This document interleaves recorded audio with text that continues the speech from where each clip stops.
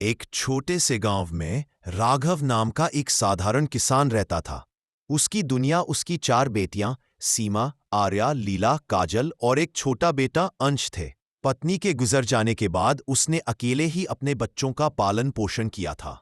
राघव गरीब था, लेकिन उसके सपने अमीरी से भी बड़े थे। वो हर रात खेतों के पास बैठकर अपने बच्चों को कहानियां सुनाता। उसकी आवाज में थकान होती, पर उम्मीद हमेशा ताजी रहती। संघर्ष की शुरुआत राघव अपनी बेटियों को पढ़ाना चाहता था, पर गांव में लोगों की सोच संकीर्ण थी। लोग कहते, चार चार लड़कियां, पढ़ाई में पैसा क्यों बर्बाद करता है, काम करना सिखा, शादी कर दे। लेकिन राघव मुस्कुराकर कहता, मेरी बेटियां उड़ान है, इन्हें रोका नहीं जाएगा। दिन में वो खेत जोतता, रात में उन्हें पढ़ाता। छोटी सी टिमटिमाती लालटेन के नीचे किताबें खुलती और चारों बच्चियां अपने पापा की आंखों में चमकता गर्व देखती। सीमा पढ़ाई में तेज थी, आर्या चित्रकारी में, लीला विज्ञान में और काजल कहानियां लिखने में। अंश अभी छोटा था, पर अपनी बहनों के पीछे पीछे दौड़ता रहता। एक साल गांव में भयंकर सूखा पड़ा, फसलें बर्बाद हुईं। राघव कर्जे के बोझ में दब गया। धीरे धीरे घर चलाना भी मुश्किल हो गया। रात की रोटियां कम हुई, पर सपने कभी कम नहीं हुए। एक दिन सीमा ने कहा, पापा, अगर आप चाहे तो मैं पढ़ाई छोड़ दूं, काम पर चली जाऊं। राघव की आंखें भर आईं। नहीं बेटी, गरीबी के चलते सपने नहीं टूटने चाहिए। काम मैं करूंगा, तुम पढ़ो। और फिर राघव पास के शहर जाकर ईंट भट्टे में मजदूरी करने लगा। दिन भर धूप में तपता, शाम को घर लौटता और बेटियों के सिर पर हाथ रखकर कहता, बस थोड़े दिन और, तुम सबकी जिंदगी बदल दूंगा। बेटियों की उड़ान दिन सालों में बदलने लगी। सीमा ने मेहनत करके शहर के कॉलेज में स्कॉलरशिप हासिल कर ली। झोपड़ी जैसी जिंदगी से उठकर वह बड़े मंच पर पहुंच गई। उसने आईएएस की परीक्षा की तैयारी शुरू कर दी। आर्या की पेंटिंग्स शहर की एक आर्ट गैलरी में पसंद की गईं। उसे स्कॉलरशिप मिली और उसने प्रोफेशनल आर्टिस्ट बनने की राह पकड़ ली। विज्ञान में रुचि रखने वाली लीला एक साइंस फेयर जीतकर प्रदेश स्तर तक पहुंची।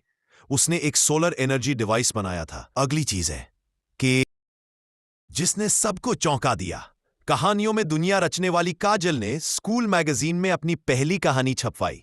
धीरे धीरे वह बच्चों की कहानियां लिखने लगी और उसकी रचनाएं वायरल होने लगी। राघव हर बेटी पर गर्व करता, पर उसके मन में एक डर भी था, क्या मैं सबकी पढ़ाई पूरी करवा पाऊंगा? अंश अब बड़ा हो रहा था, वह समझदार था और पिता का दर्द देख सकता था। एक रात उसने कहा, पापा, मैं भी काम करूंगा, आपकी मदद करूंगा। राघव ने मुस्कुराकर कहा, नहीं बेटे, अभी तुम्हारी उम्र सीखने की है, मैं हूं ना। पर अंश ने चुपके से स्कूल के बाद छोटी मोटी नौकरी कर ली। उसकी मदद से घर का खर्च थोड़ा संभलने लगा। जब सब ठीक होने लगा था, तभी किस्मत ने एक और परीक्षा ले ली। एक दिन शहर जाते वक्त राघव का एक्सीडेंट हो गया। हड्डियां टूट गईं, महीनों का इलाज चाहिए था। कमाने वाला हाथ रुक गया। बेटियां शहर में थीं और अंश अकेले पिता के पास। अंश ने अपनी पढ़ाई लगभग छोड़ दी और पिता को संभालने लगा। वह घर, अस्पताल, दुकान, सब जगह दौड़ता, लेकिन वह टूटता नहीं था। एक रात राघव ने कहा, बेटा, मुझे लगता है मैं तुम सबको और नहीं उठा पाऊंगा। अंश ने उसका हाथ पकड़ लिया। पापा, आप हमें नहीं उठा रहे, हम सब आपको उठा रहे हैं।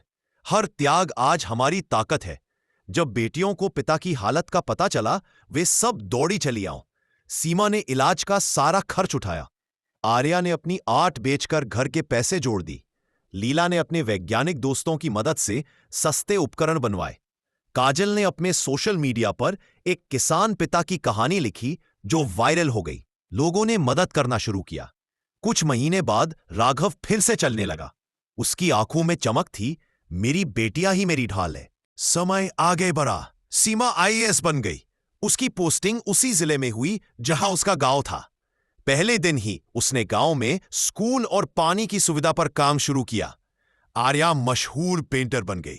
उसकी पेंटिंग्स अंतरराष्ट्रीय प्रदर्शनियों तक जा पहुंची। लीला वैज्ञानिक बनकर ऊर्जा प्रोजेक्ट पर काम करने लगी। उसने सोलर पैनल की ऐसी तकनीक बनाई जो छोटे किसानों के लिए सस्ती और उपयोगी थी। काजल एक लोकप्रिय लेखिका बन गई। उसकी किताब पिता की 5 उंगलियां बेस्ट सेलर बन गई। अंश ने अपनी पढ़ाई पूरी कर बिजनेस शुरू किया। उसका लक्ष्य था किसानों के लिए सस्ते उपकरण बनाना। एक दिन जिले में एक बड़ा कार्यक्रम आयोजित हुआ। सीमा ने मंच पर अपने पिता को बुलाया और कहा, आज मैं जो कुछ भी हूं, ये एक किसान पिता की वजह से हूं, जिसने गरीबी में भी हमारी पढ़ाई नहीं रोकी। पूरे हॉल में तालियां गूंज उठी। राघव की आंखों में आंसू थे, पर ये दुख के नहीं, ये वर्षों की मेहनत, तकलीफ और उम्मीदों की जीत के आंसू थे। राघव अपने नए बने बड़े घर की छत पर खड़ा था। चारों बेटियां, बेटा और पूरे परिवार की हंसी हर तरफ गूंज रही थी। उसने आसमान की ओर देखा और कहा, हे भगवान, ये सब मेरे बच्चों की वजह से है। मेरी 4 बेटियां और मेरा बेटा, यही मेरी असली दौलत है। और इस तरह एक गरीब